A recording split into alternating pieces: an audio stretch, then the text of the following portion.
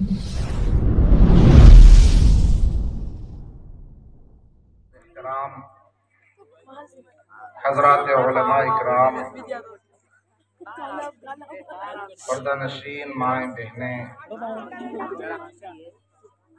میرے دینی ایمانی بھائیوں، عزیز طلباء و طالبات، عشاء کے بعد سے ہی متصلاً آپ تمام حضرات یہاں پر پروگرام کو سماعت فرما رہے ہیں۔ بڑی قربانی آپ حضرات نے وقت کی دی ہے۔ دن بھر اپنے کام کاج میں لگے رہنا اور پھر رات میں تقریباً 3 گھنٹے سے پروگرام میں جمے رہنا، اور صرف ویسے ہی خاموش نہیں بیٹھنا بلکہ اپنا روپیہ پیسہ جو محنت اور عرق ریزی سے آپ نے حاصل کیا اسے آپ قوم کے ان بچوں اور بچیوں پر پانی کی طرح بہا رہے ہیں۔ یہ آپ کے بیدار مغز ہونے کی، آپ کے سخی ہونے کی، آپ کے زندہ دل ہونے کی نشانی ہے۔ اللہ تعالیٰ آپ حضرات کے دینے کو، حوصلہ افزائی کرنے کو بے انتہا قبول فرمائے اور آپ کے کاروباروں میں خوب برکتیں عطا فرمائے۔ یہ جو آپ نے روپیہ پیسہ خرچ کیا ہے، اس سے کہیں زیادہ روپیہ پیسہ گزشتہ رات میں لوگوں نے خرچ کیا ہوگا۔ 31st نائٹ منانے میں ناچنے والوں پر، ناچنے والیوں پر، رقص و سرور کی محفلوں میں، کلب میں، شراب اور شباب پر اس سے کئی گنا روپیہ لوگوں نے ضائع کیا ہوگا۔ جو شیاطین کے بھیا بند ہیں انہوں نے، لیکن اللہ رب العزت نے آپ حضرات کو قبول کیا اس بات کے لیے کہ آپ اپنی حلال کمائی انتہائی قیمتی جگہ پر خرچ کر کے خیرکم من تعلم القرآن وعلمہ، جو آقا نے فرمایا ہے کہ تم میں سب سے بہترین وہ لوگ ہیں جو قرآن پاک کو سیکھیں اور سکھائیں۔ جب سب سے بہترین لوگ وہ جو قرآن پاک کو سیکھنے والے ہوں، سکھانے والے ہوں، تو یقین مانیے کہ سب سے بہترین روپیہ پیسہ بھی وہ جو قرآن پاک کے سیکھنے اور سکھانے پر خرچ کیا جائے۔ اللہ تبارک و تعالی آپ کے اس تعاون کو، آپ کے اس انفاق کو ضائع نہیں فرمائے، اس کا آپ کو بہترین اجر عطا فرمائے۔ اس سلسلے میں مجھے ایک حدیث یاد آئی، میں عرض کرتا ہوں کہ کل قیامت کے دن جب جہنم میں جانے والے مسلمانوں کی 2 طرف لائنیں لگی ہوں، جہنم میں جانے والے مسلمان کئی طرح کے گناہ انہوں نے کیے، کسی نے نمازوں میں کوتاہیاں کی، کسی نے روزوں میں، کسی نے زکوٰۃ میں، کسی نے حج میں، کسی نے حقوق اللہ میں، کسی نے حقوق العباد میں، طرح طرح کے گناہوں میں مبتلا ہونے کی وجہ سے جہنم میں جانے کا فیصلہ ہو گیا کہ ایک لمبی مدت انہیں جہنم میں رکھنا ہے، اس کے بعد انہیں جنت کا پروانہ دیا جائے گا۔ ایمان تھا تو ایمان کی وجہ سے جنت میں تو بھیجا جائے گا، لیکن ایک لمبی مدت کے بعد دونوں طرف جہنم میں جانے والے مسلمانوں کی لائنیں لگی ہوئی ہوں گی، جیسا کہ مسجدوں کے باہر رمضان المبارک میں خاص طور سے آپ نے دیکھا ہوگا کہ دونوں طرف مانگنے والوں کی لائنیں لگی ہوتی ہیں، بھیک مانگنے والے، صدقہ مانگنے والے، اللہ کے نام پر مانگنے والے، ایسے لوگوں کی لائنیں لگی ہوتی ہیں۔ تو اسی طریقے سے میدان محشر میں دو طرف جہنم میں جانے والے مسلمانوں کی لائنیں لگی، اللہ تعالی ہم سب کی حفاظت فرمائے، اور ایک بندہ جنت میں جانے کا جس کے لیے فیصلہ ہو گیا، وہ بندہ دونوں لائنوں کے درمیان سے جنت کے لیے چلا جا رہا ہے۔ اللہ کی طرف سے فیصلہ ہو گیا کہ اس بندے کو جنت میں پہنچا دو۔ اللہ کی طرف سے جب فیصلہ ہو گیا تو خوش اور خرم وہ حشاش بشاش وہ چلا جا رہا ہوگا کہ میرے لیے تو جنت کا فیصلہ ہو گیا۔ اللہ تعالی ہم سب کو جنت الفردوس نصیب فرمائے، ہمارے مرحومین کو جنت الفردوس نصیب فرمائے۔ وہ چلا جا رہا ہوگا، دونوں لائنوں کے درمیان سے چلا جا رہا ہے۔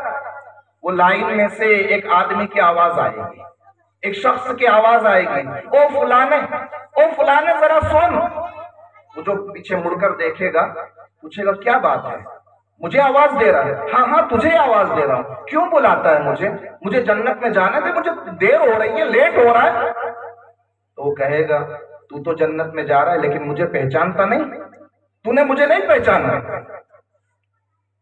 وہ یاد دلائے گا کہ دنیا میں ایک مرتبہ تجھے نماز پڑھنی تھی، ایک مرتبہ تجھے نماز پڑھنی تھی، اور نماز پڑھنے کے لیے وضو کرنا ضروری ہوتا ہے، اور وضو کرنے کے لیے تیرے پاس پانی نہیں تھا۔ یاد کر، ایک مرتبہ نماز پڑھنے کے لیے جب تجھے وضو کرنا تھا تو ایک لوٹا پانی میں نے تجھے دیا تھا۔ وہ یاد کرے گا، اللہ تعالیٰ اس کو یاد دلائے گا، اسے یاد آئے گا کہ ہاں واقعتاً ایک لوٹا پانی اس نے دنیا میں مجھے دیا تھا وضو کرنے کے لیے۔ وہ کہے گا ہاں مجھے یاد آیا کہ تو نے ایک لوٹا پانی مجھے دیا تھا، ایک گرمی کا موسم تھا اور مجھے نماز ادا کرنی تھی، نماز پڑھنے کے لیے وضو کرنا تھا، لیکن وضو کے لیے پانی میرے پاس نہیں تھا، تو نے ایک موقع پر ایک لوٹا پانی مجھے دیا تھا۔ تو کیا چاہتا ہے اس کے بدلے میں؟ وہ کہے گا تو جنت میں جا رہا ہے، تو نیک انسان تھا اور بڑا نمازی انسان تھا، روزے دار تھا، شبے دار تھا، تہجد پڑھا کرتا تھا اور بڑے نیک کام کیا کرتا تھا، تیرے لیے تو اللہ تعالیٰ نے جنت کا فیصلہ کر دیا، لیکن میں تو گنہگار انسان ہوں، میرے لیے تو جہنم کا فیصلہ ہو گیا ہے۔ سن، میرے پاس کوئی نیک عمل تو نہیں ہے، ہاں اتنا ہے کہ میں نے ایک لوٹا تجھے پانی دیا تھا، تو اسی کے صدقے اللہ تبارک و تعالیٰ سے میرے لیے دعا کر دے، اللہ تعالیٰ سے سفارش کر دے کہ اللہ تعالیٰ تیرے ساتھ ساتھ مجھے بھی جنت میں داخلہ عطا فرما دے۔ چنانچہ وہ اللہ تعالیٰ سے کہے گا کہ اللہ تو نے اپنے فضل سے، اپنی رحمت سے، اپنے کرم سے میرے لیے تو جنت کا فیصلہ کر دیا ہے، یہ گنہگار سہی، یہ سیاہکار سہی، یہ مجرم سہی، بدکار سہی، لیکن اس کا مجھ پر اتنا احسان ہے کہ ایک لوٹا پانی اس نے دنیا میں مجھے دیا تھا، ایک لوٹا پانی دنیا میں اس نے مجھے دیا تھا اور میں نے اس سے وضو کیا تھا، کسی اور نسبت پر نہیں، تیری نسبت پر دیا تھا، نماز کی نسبت پر دیا تھا، وضو کی نسبت پر دیا تھا۔ اے اللہ میری سفارش اس کے حق میں قبول فرما اور میرے ساتھ ساتھ اس کے لیے بھی جنت کا فیصلہ فرما۔ اللہ تبارک و تعالیٰ کہے گا جا، تیری سفارش میں نے اس کے حق میں قبول کی، اسے بھی جنت کا داخلہ عطا کر۔ جب اللہ تبارک و تعالیٰ ایک لوٹے پانی کی لاج رکھتے ہوئے ایک گنہگار، سیاہکار، بدکار، مجرم، خطاکار کے لیے جنت کا فیصلہ کر سکتا ہے، تو او میرے بھائیو، یہ معصوم بچے بچیاں جن میں سے کسی نے کلام اللہ کی آیتیں سنائی، جن میں سے کسی نے نعت اور بہترین نظم سنائی، کسی نے 40 حدیثیں سنائی، کسی نے کچھ اور مسائل اور کچھ اور دوسری باتیں اور سنت اور شریعت کی چیزیں ہمیں بتلائیں، میرے بھائیو ہم یقین رکھتے ہیں کہ یہ جو پیسہ حوصلہ افزائی کے لیے آپ نے ان پر خرچ کیا، یہ ضائع نہیں ہوگا انشاءاللہ، یہ ضائع نہیں ہوگا انشاءاللہ۔ یہ بچے کل قیامت کے دن ہمارے لیے سفارش کا ذریعہ بنیں گے، کہو انشاءاللہ۔ ان کی برکت سے، ان کے سیکھنے اور ان کے استاد محترم کے سکھانے کی برکت سے ہمارے لیے بھی جنت الفردوس مقدر ہوگی انشاءاللہ۔ لیکن اسی کے ساتھ مجھے ایک شکایت بھی ہے، آپ نے بچوں پر بہت خرچ کیا، ایک بچے کو ماشاءاللہ 1300 روپے بھی ملے، سب سے ہائیسٹ جو اس کا انعام تھا وہ 1300 روپے ایک بچے کا۔ بچوں کو آپ نے خوب نوازا، یہ بچے کس کے ہیں؟ ارے یہ بچے کس کے ہیں؟ ارے بولو نا زیراپور والوں، آپ بولتے نہیں. یہ کس کے ہیں؟ آسمان سے ٹپکے، زمین سے اگ گئے. ارے کس کے بچے ہیں؟ آپ کے ہی بچے ہیں نا. ارے آپ ہی کے بچے ہیں. ارے ہاں تو کہو. آپ نہیں کہو گے تو ابھی آپ کی محترمائیں بھی سن رہی ہیں. ارے آپ ہی کے بچے ہیں نا. ہاں ماشاء اللہ. ان بچوں کو جب آپ نے مکتب میں داخل کیا تھا انہیں کیا آتا تھا؟ ان بچوں کو جب آپ نے مکتب میں داخل کیا تو اس وقت کتنی دعائیں آتی تھی، کتنی کلام اللہ کی آیتیں آتی تھی، کتنا کچھ انہوں نے پڑھا تھا، کچھ سیکھا تھا انہوں نے، کچھ جانتے تھے. کیا قرآن پاک پڑھنا جانتے تھے؟ کیا وضو کے، غسل کے، نماز کے فرائض جانتے تھے؟ کیا یہ وضو کا طریقہ، تیمم کا طریقہ جانتے تھے؟ کیا یہ حدیثیں اور دعائیں جانتے تھے؟ کیا یہ سیرت کے سوال اور جواب جانتے تھے؟ نہیں. ان پر محنت کس نے کی؟ یہ پتھر کو ہیرا کس نے بنایا تراش کر؟ ان کے استاذ محترم نے بنایا. ارے بنایا نہیں بنایا. آپ نے اپنے بچوں کو تو انعام دیا، لیکن جس استاذ نے مہینوں محنت کر کے انہیں سنوارا، میں اتنی دیر سے غور سے سن رہا تھا کہ فلاں صاحب کی طرف سے اتنا انعام، فلاں صاحب کی طرف سے اتنا انعام، فلاں صاحب کی طرف سے اتنا انعام. میں بہت غور سے سن رہا تھا اور انتظار میں تھا کہ کوئی ایک بندہ ایسا ہو جس نے امام صاحب کے لیے انعام کا اعلان کروایا ہو کہ 100 روپے میری طرف سے امام صاحب کو، کہ آپ کا بہت بہت شکریہ اور بہت عظیم آپ کا احسان ہے کہ آپ نے ہمارے بچوں کو بولنا سکھا دیا.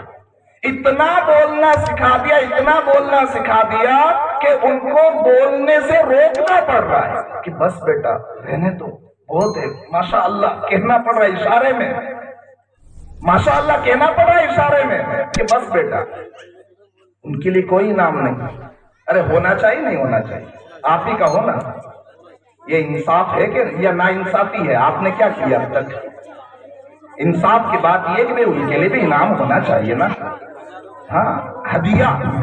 بھائی آخر میں وہ بچے نے حدیث سنائی نا کہ ایک دوسرے کو ہدیہ دو، اس سے تمہارے درمیان محبت پیدا ہوگی، محبت بڑھے گی. تو اس کا تو ہمیں لحاظ رکھنا چاہیے. کریں گے نا انشاءاللہ، اس کا لحاظ رکھیں گے نا انشاءاللہ. اللہ تعالیٰ سب کو عمل کی توفیق عطا فرمائے. ورنہ تو آپ حضرات کی محنتیں ہیں کہ آپ نے بچوں کو پابندی کے ساتھ مکتب پہنچایا، پابندی کے ساتھ مکتب پہنچایا. آپ کی محنتیں ہیں، آپ کی بھی قربانیاں ہیں. ورنہ بچے بہانہ بنانے میں بڑے چالاک ہوتے ہیں. بہانے بنانے میں بچے بڑے چالاک ہوتے ہیں. کیسے چالاک ہوتے ہیں؟ وہ ایک جگہ پر کیا ہوا کہ امام صاحب بچوں کو پڑھایا کرتے تھے. اب بچے کچھ نہ کچھ چھٹی لیتے رہتے ہیں. عام طور پر یہ 2 چھٹی زیادہ لیتے ہیں. 2 چھٹی، ایک پیٹ درد کی اور ایک سر درد کی. اس لیے کہ ان دونوں کو ناپنے کی کوئی مشین ایجاد نہیں ہوئی کہ پیٹ میں واقعتاً درد ہو رہا ہے نہیں ہو رہا ہے، سر میں درد ہو رہا ہے کہ نہیں ہو رہا ہے. کوئی مشین ایجاد نہیں ہوئی جس سے یہ سمجھ میں آئے کہ ہاں واقعتاً درد ہو رہا ہے. انسان کہتا ہے، ڈاکٹر مان لیتا ہے، کہتا ہے کہ بند ہو گیا تو ڈاکٹر مان لیتا ہے. تو ایسے ہی بچے بھی کچھ ایسے ہوتے ہیں کہ وہ بہانے بنا بنا کر، کبھی نانا دادا ان کا لاڑ پیار ایسا ہوتا ہے کہ بچے سے زبردستی وہ آ جاتے ہیں تو بھی نانا کہتے ہیں ٹھیک ہے نواسے کو رہنے دو، آج ہی تو گھر آیا ہے. دادا جی کا بھی پیار ایسا ہی ہوتا ہے. تو ایک مرتبہ یہ ہوا کہ وہ بچہ اپنے نانا کے ساتھ کھیل رہا تھا. اب وہ استاذ محترم ذرا سیر و تفریح کرتے ہوئے، گھومتے پھرتے ہوئے ذرا ادھر کو نکل گئے تو وہ نانا جان جو تھے ان کی نظر پڑ گئی. وہ کرکٹ کھیل رہے ہوں گے تو وہ نواسا بولنگ کر رہا تھا اور نانا جان جو ہے وہ بیٹنگ کر رہے تھے. تو نانا کی نظر پڑ گئی. تو استاد آ رہے ہیں تو نانا نے کہا بیٹا تیرے استاد آ رہے ہیں تو کچھ نہ کچھ جھوٹ بول کے ہی بہانہ بنا کے آیا ہوگا. تو اس نے بال کو پھینکا اور کہا بیٹ کو آپ جلدی سے پٹک دو اور جلدی سے پلنگ پہ سو جاؤ، کھٹیا پر جلدی سے آپ سو جاؤ، میں آپ کو ذرا رضائی وضائی اڑا دیتا ہوں. کہا کیا بات ہے؟ کہا آپ لیٹو تو صحیح. جلدی سے ان کو لٹایا کھٹیا پر اور لیٹا کر ان کو کہا کہ دیکھنا سانس ایسی محسوس ہونا چاہیے کہ آ رہی نہ جا رہی. سانس رک گئی ہے، سانس کچھ دیر کے لیے روک لینا، ایسا محسوس ہونا چاہیے کہ سانس نہ تو آ رہی ہے نہ جا رہی ہے. کہنے لگے کیا بات ہے بیٹا میرے نواسے، پیارے نواسے، ذرا بتلا تو صحیح آخر بات کیا ہے. کہ بات یہ ہے کہ آج میں جو چھٹی لے کر آیا ہوں وہ یہ چھٹی لے کر نہیں آیا ہوں کہ میرا نانا بیمار ہے. آج میں نے چھٹی یہ لی ہے کہ میرے نانا کا انتقال ہو گیا ہے. تو یہ بچے یہ ایسے ایسے بہانے بنا رہے ہوتے ہیں، زندوں کو موت کے گھاٹ بھی اتار دیا کرتے ہیں. تو آپ حضرات کی بھی قربانی ہے کہ آپ پابندی کے ساتھ ان بچوں کو، ان بچیوں کو مکتب بھیجتے رہے، جس کا نتیجہ ہم سب کے سامنے ہے. دیکھو میرے بھائیوں، اب کچھ کام کی بات میں عرض کرتا ہوں آپ کے سامنے کہ اللہ تبارک و تعالیٰ نے سب سے پہلے جو حکم عطا فرمایا، سب سے پہلے کلام اللہ کی جو آیت نازل فرمائی، سب سے پہلے جو حکم دیا وہ پڑھنے کا حکم دیا ہے، ایجوکیشن کا حکم دیا ہے. پڑھائی حاصل کرو، پڑھو اپنے اس رب کے نام سے جس نے پیدا کیا. معلوم یہ ہوا کہ یہ پڑھائی، یہ تعلیم، یہ ایجوکیشن، یہ وہ چیز ہے جس کے بغیر ہر فیلڈ میں ہم ادھورے ہیں، جس کے بغیر ہر فیلڈ میں ہم ناقص ہیں. ہم کسی بھی شعبے میں اگر جانا چاہتے ہیں تو ہمارے لیے تعلیم، ایجوکیشن، تربیتی بیداری، تعلیمی بیداری ہمارے لیے از حد ضروری ہے. یہی وجہ ہے کہ اللہ کے پیارے رسول آقا جناب محمد رسول اللہ صلی اللہ علیہ وسلم نے غزوہ بدر کے موقع پر جو کچھ قیدی آئے تھے تو ان کا فدیہ جو مقرر فرمایا، جو روپیہ پیسہ جن کے پاس نہیں تھا ان کا فدیہ جو مقرر فرمایا وہ یہ کہ وہ مسلمانوں کے بچوں کو تعلیم دیں، پڑھنا لکھنا سکھائیں.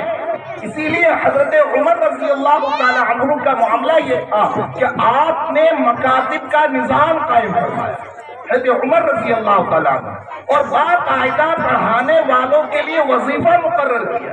اور یہ بچوں کی تعلیم اتنی اہم چیز ہے، اتنی اہم چیز ہے کہ امام بخاری رحمت اللہ علیہ نے مستقل ایک چیپٹر قائم کیا، باب تعلیم الصبیان، بچوں کی تعلیم کا باب. اور اس کے تحت حافظ ابن حجر عسقلانی رحمت اللہ علیہ نے حسن بصری رحمت اللہ تعالی علیہ کا یہ مقولہ ذکر کیا ہے، التعلم فی الصغر کالنقش فی الحجر. یعنی بچپن میں علم حاصل کرنا، بچپن میں کسی چیز کو سیکھ لینا، یہ ایسا ہوتا ہے جیسے پتھر میں نقش و نگار ہوتا ہے. آپ نے دیکھا ہوگا بھوپال میں، سہارنپور میں اور تاریخی جگہوں پر آپ نے دیکھا ہوگا کہ وہاں پتھر میں، فارسی میں، کہیں اردو میں، کہیں عربی میں کچھ نہ کچھ نقش ہوتا ہے، کتبہ لکھا ہوتا ہے، تاریخ لکھی ہوتی ہے، بادشاہ کا نام لکھا ہوتا ہے. کچھ پتھر ایسے ہوتے ہیں مسجدوں میں لگائے جاتے ہیں، آیت الکرسی لکھی ہوتی ہے، اللہ کے نام لکھے ہوتے ہیں. اس پتھر کا معاملہ یہ ہوتا ہے کہ وہ پتھر ٹوٹ تو سکتا ہے، وہ پتھر مرور ایام کے ساتھ 100 سال بیت گئے، 200 سال بیت گئے، 500 سال بیت گئے. مانڈو آپ گئے ہوں گے، آپ نے دیکھا ہوگا، دہلی میں آپ نے دیکھا ہوگا، وہ پتھر بیچ میں سے ٹوٹ تو سکتا ہے لیکن جو اس پر نقش کیا گیا ہے وہ مٹتا نہیں، جو کتبہ ہوتا ہے وہ مٹتا نہیں ہے. یہی حال بچپن میں بچوں کو، بچیوں کو سکھانے کا ہوتا ہے. بچپن میں جو سیکھ لیا ہوتا ہے یہ بچپن کا سیکھا ہوا موت تک یاد رہتا ہے. یہ بچپن والا بوڑھا ہو کر مر تو سکتا ہے لیکن جو یاد کیا تھا، سیکھا تھا، وہ مٹنے والا نہیں ہے. التعلم فی الصغر کالنقش فی الحجر. بلکہ میرے کئی سارے دوست احباب یہ اس بات کی تائید کریں گے کہ بچپن میں انہوں نے جتنی صورتیں یاد کر لی تھیں، جتنی صورتیں یاد کر لی تھیں، آگے نماز کی گاڑی پوری زندگی انہی صورتوں کی پٹری پر چل رہی ہوگی۔ اگر بچپن میں دعائے قنوت آدھی یاد تھی تو کبھی کبھی ایسا ہوتا ہے کہ 40 دن گزر جاتے ہیں اللہ کے راستے میں لگانے کے لیے، ذہن اگر کمزور ہے تو وہ دعائے قنوت جو آدھی تھی وہ پوری یاد نہیں ہو پاتی۔ جو ذرا تیز ذہن کے ہوتے ہیں 3 دن میں بھی یاد کر لیتے ہیں اللہ کے راستے میں نکل کر۔ جو التحیات یاد نہیں ہوئی تھی تو اللہ کے راستے میں نکل کر بڑے پاپڑ بیلنے پڑتے ہیں، تب جا کر التحیات، درود شریف، دعائے معصورہ یاد ہو رہی ہوئی۔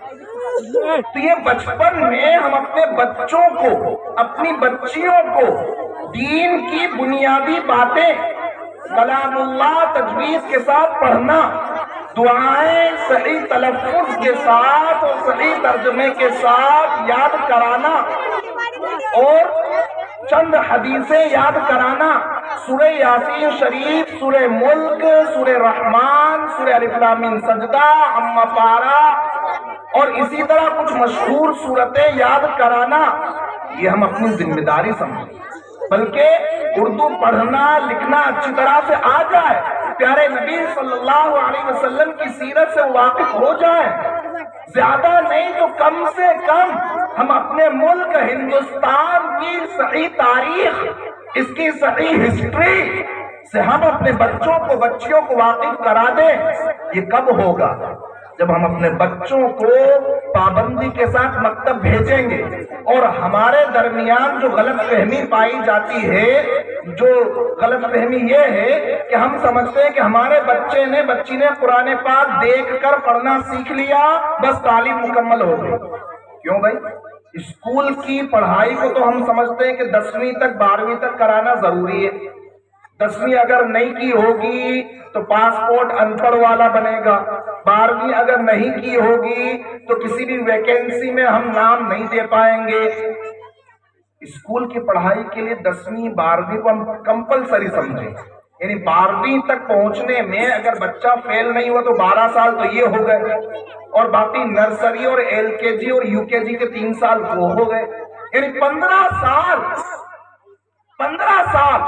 کم سے کم ہم اپنے بچے کو پڑھا رہے ہیں۔ 15 سال، 1 سال کی فیس کم سے کم 10,000، 12,000، 15,000، کم سے کم ٹرانسپورٹ خرچ الگ، ڈریس خرچ الگ، سلیبس خرچ الگ، اس کے علاوہ جو چیز کے پیسے وہ جو لے جا رہے ہوتے ہیں وہ الگ۔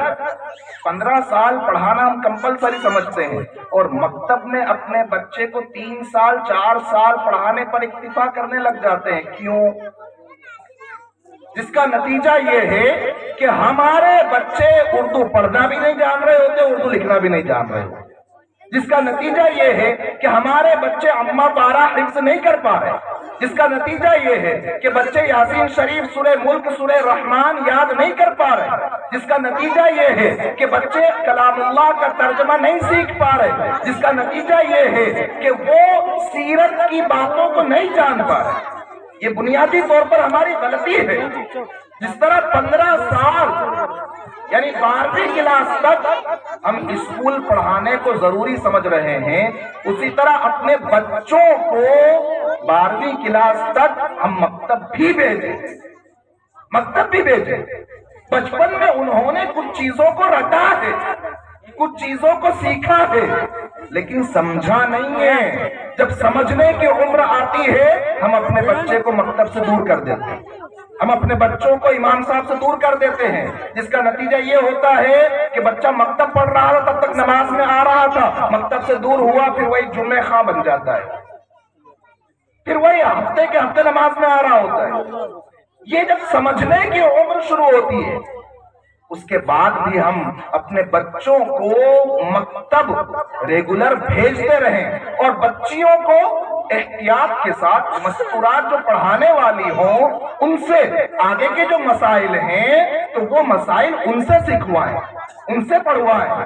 تاکہ بچیوں کی عزتوں کی حفاظت بھی رہے اور ان کی تعلیم و تربیت بھی مکمل ہو. اور کیوں نہ ہو؟ اس لیے کہ مرد پڑھا تو فرد پڑھا اور عورت پڑھی تو خاندان پڑھا.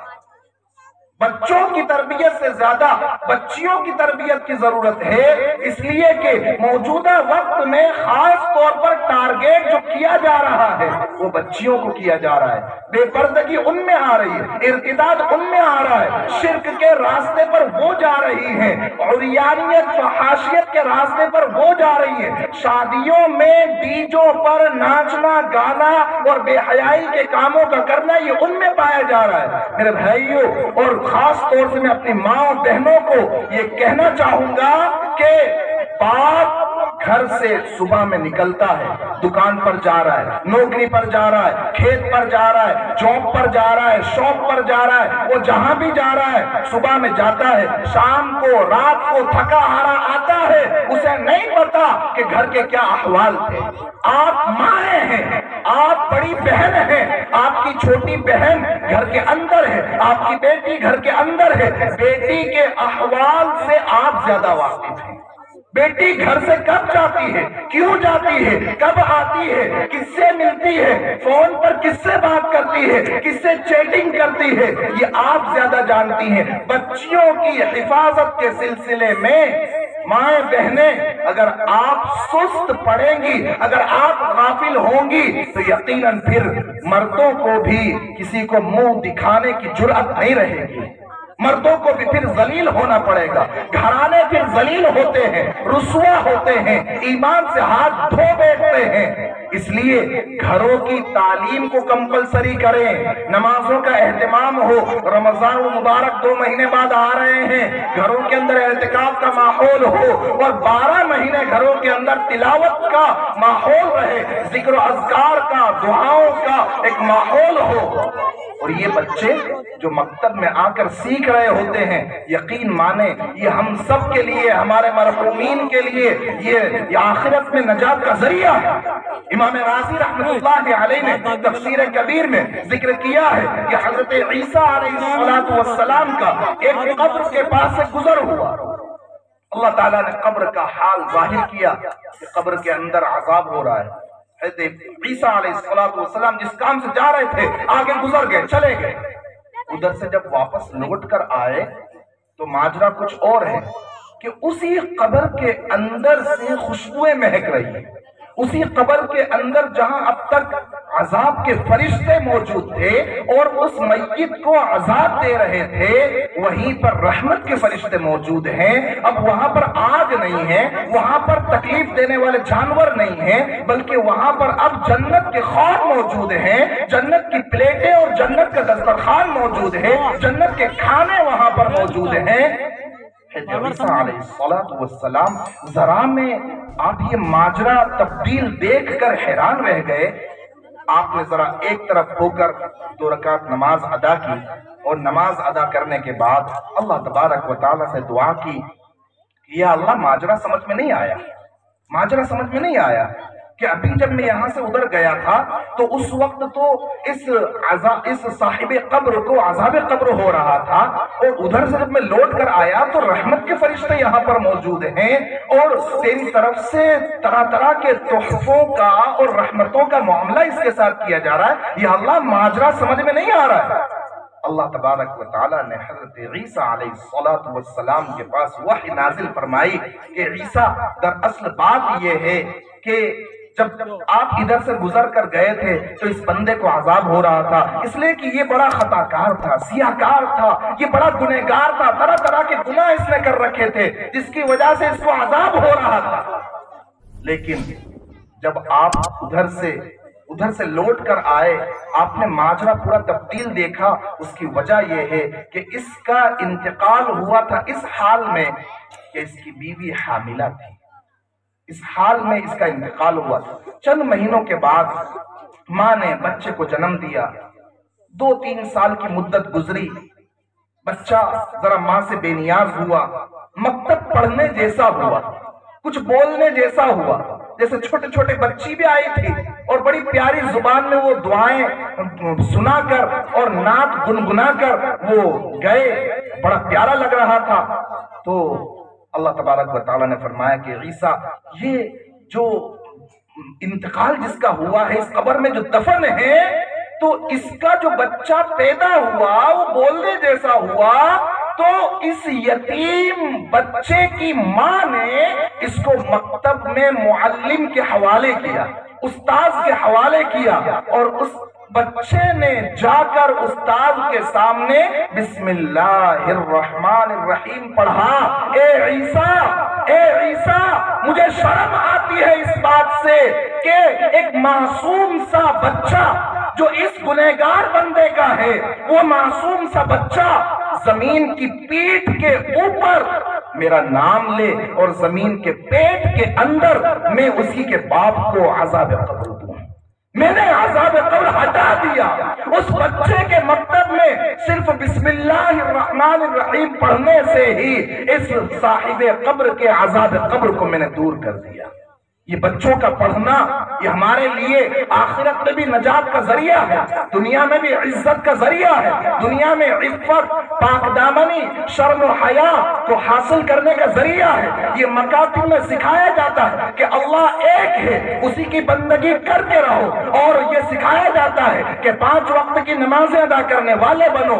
یہ سکھایا جاتا ہے کہ بھوکوں اور پیاسوں کی بھوک اور پیاس کا احساس کرنے کے لیے روزے رکھنے والے بنو۔ یہ سکھایا جاتا ہے مکاتب میں کہ غریبوں کی مدد کرنے والے بنو زکوٰۃ اور صدقات سے۔ یہ سکھایا جاتا ہے کہ ماں باپ کو اف تک نہ کہنا۔ یہ سکھایا جاتا ہے کہ ماں باپ کو جھڑکنا مت۔ یہ سکھایا جاتا ہے کہ ماں باپ سے نیچی نرم آواز میں بات کرنا۔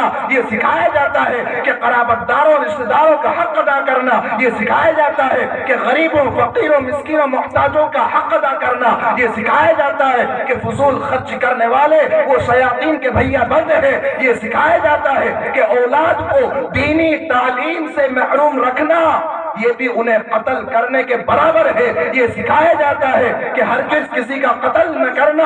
یہ سکھایا جاتا ہے کہ زنا کے قریب بھی نہ پھٹکنا۔ یہ سکھایا جاتا ہے کہ کسی یتیم کا حق ہرگز نہ مارنا۔ یہ سکھایا جاتا ہے کہ زمین پر اکڑ کر نہ چلنا۔ یہ سکھایا جاتا ہے کہ حقوق اللہ بھی ادا کرنا اور حقوق العباد بھی ادا کرنا۔ یہ چیزیں کہیں اور نہیں سکھائی جاتی، یہ چیزیں انہی مکاتب میں سکھائی جاتی ہیں۔ اب فیصلہ آپ کے ہاتھوں ہے کہ جہاں دنیا کمانے کا ہنر سکھایا جائے وہاں کم سے کم 15 سال ہم بچے کو پڑھائیں، اور جہاں زندگی گزارنا سکھایا جائے، جہاں ایمان والا بن کر، شرم و حیا والا بن کر زندگی گزارنا سکھایا جائے، جہاں وطن کا وفادار بن کر جینا سکھایا جائے، وہاں 3-4 سال ہم پڑھائیں، یہ کون سا انصاف ہے؟ تو آج اس جلسے میں سب سے پہلے تو یہ عزم کریں کہ ہم اپنے بچوں کو 12ویں کلاس تک، جب تک ہم اسکول پڑھائیں گے تب تک ہم اپنے بچوں کو مکتب بھی ضرور پڑھائیں گے انشاءاللہ۔ اور بچیاں 9 سال تک، 10 سال تک تقریباً اس عمر تک، اگر ان کی ہیلتھ زیادہ اچھی نہیں ہے تو 9 سال 10 سال تک وہ مکتب میں آئے، اور اس کے بعد پھر کوئی عالمہ ہو، کوئی اچھا قرآن پاک پڑھنا جانتی ہو، مسائل سے واقف ہو، اردو پڑھنا لکھنا جانتی ہو، تو ایسی کسی خاتون کے پاس اپنی بچی کو کم سے کم مومنہ کورس ان کو پڑھنا سکھائیں، تاکہ وہ ایک عفت اور پاک دامنی والی زندگی گزاریں اور مومنہ بن کر زندگی گزاریں۔ میرے بھائیوں، یہ جو پرفتن دور ہے، اس دور میں اگر ہم چاہتے ہیں کہ ہماری نئی نسل جو ہمارا روشن مستقبل بنے، اگر یہ چاہتے ہیں کہ یہ ہمارے ذریعے سے اپنے ایمان کو باقی رہنے والے بن جائے، باقی رکھنے والے بن جائے، تو میرے بھائیوں اس کے لیے ضروری ہے کہ ہم اپنے مکاتب کو مضبوط کریں۔ جتنا ہم ان کے کپڑوں کی فکر کرتے ہیں، جتنا ہم ان کے علاج کی فکر کرتے ہیں، جتنا ہم ان کے عید کے کپڑوں کی فکر کرتے ہیں، جتنا ہم ان کے شوق پورا کرنے کی فکر کرتے ہیں، ان سے سینکڑوں نہیں، ہزاروں نہیں، بلکہ لاکھوں گنا زیادہ ہمیں یہ فکر کرنے کی ضرورت ہے کہ یہ ایماندار بن کر زندگی گزارنے والے بنے رہیں۔ حضرت یعقوب علیہ السلام جن سے متعلق میں نے آیت پڑھی ہے، حضرت یعقوب علیہ السلام کوئی ایسے ویسے نبی نہیں ہیں، ایسے نبی ہیں کہ ان کے بیٹے حضرت یوسف علیہ السلام وہ نبی، مستقل ان کے نام پر ایک پوری سورت ہے سورہ یوسف۔ حضرت یعقوب علیہ السلام کے دادا حضرت ابراہیم خلیل اللہ، وہ جلیل القدر پیغمبر اللہ کے خلیل، ان کے نام پر ایک مستقل سورت۔ حضرت یعقوب علیہ السلام کے والد حضرت اسحاق، وہ جلیل القدر نبی۔ حضرت یعقوب کے چچا حضرت اسماعیل ذبیح اللہ، وہ ایسے پیغمبر کہ ان کی نسل سے آقا علیہ السلام تشریف لائے ہیں۔ ایسا نبیوں والا گھرانہ، خود نبی، بیٹا نبی، والد نبی، دادا نبی، چچا نبی، ایسے نبیوں والا گھرانہ، وہ مرتے وقت میں کیا کہہ رہے ہیں؟ ما تعبدون من بعدی، بتلاؤ تم میرے بعد کس کی عبادت کرو گے؟ میرے بعد تم کس کی عبادت کرو گے؟ ایک نبی ہے اور ان کے اولاد میں نبی، اور انہیں فکر اس بات کی ہے کہ کہیں میرے بعد یہ دین اور ایمان سے ہاتھ نہ دھو بیٹھے، ان کو اس کی فکر۔ اور ہمیں ایسے پرفتن دور میں اپنے بچوں اور بچیوں کے ایمان کی فکر نہ ہو تو کتنے افسوس کی بات ہے۔ کیا پوچھ رہے ہیں؟ ما تعبدون من بعدی، میرے بعد تم کس کی عبادت کرو گے؟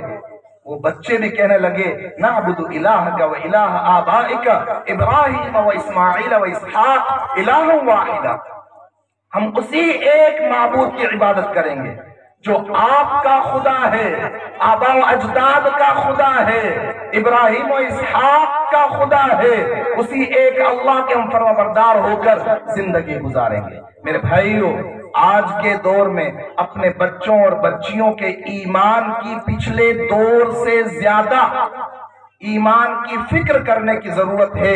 اللہ تبارک و تعالی ہم تمام کو صحیح معنی میں ایمان پر مضبوطی سے قائم دائم رہنے کی توفیق عطا فرمائے، ہمیں اپنی نسل کے ایمان کی حفاظت کی توفیق عطا فرمائے، ہماری نسلوں کے ارتداد سے، کفر سے، شرک سے اور بے حیائی سے، بے پردگی سے اللہ تبارک و تعالی حفاظت فرمائے۔ اور یہ جو پہلا پروگرام ہوا ہے، یہ اللہ تبارک و تعالی اس پروگرام کو بے انتہا قبول فرمائے، مقبول فرمائے، اور اس پروگرام کو کامیاب بنانے میں جتنے بھی دوست احباب نے فکریں کی ہیں، کوششیں محنتیں کی ہیں، روپیے پیسے کے اعتبار سے یا جان مال وقت کے اعتبار سے، جس اعتبار سے بھی جس کا جتنا تعاون رہا ہے، اللہ تبارک و تعالی انہیں اپنے شایان شان بدلہ عطا فرمائے۔ ایسے پروگرام سے بچوں کی بھی حوصلہ افزائی ہوتی ہے، ماؤں بہنوں کو بھی کچھ دین ایمان کی باتیں کہنے کا سننے کا موقع مل جاتا ہے، اور ہم لوگوں کی غفلت بھی دور ہوتی ہے، ایک بیداری آتی ہے، اور اسی کی ضرورت ہے۔ اللہ تبارک و تعالی تمام تر ساتھیوں کی محنت کو قبول فرمائے۔ وآخر دعوانا الحمدللہ۔